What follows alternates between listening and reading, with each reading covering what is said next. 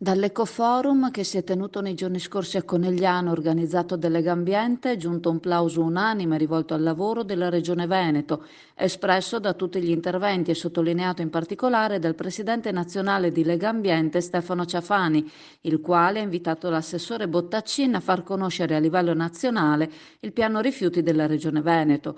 Quest'ultimo è stato aggiornato recentemente e ha come obiettivo l'84% di differenziata entro il 2030, senza che sia necessario realizzare nuove discariche, ampliare quelle esistenti o il numero dei termovalorizzatori, con il progetto del totale abbandono dell'uso delle discariche a favore dell'ambiente e in anticipo sui tempi rispetto agli standard della Comunità Europea.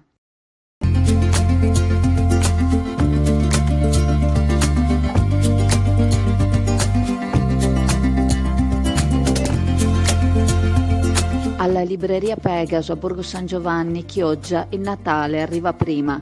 Per tutto il mese di novembre una super promozione su quasi tutti gli articoli presenti in negozio. Passa a prendere i tuoi regali di Natale alla libreria Pegaso.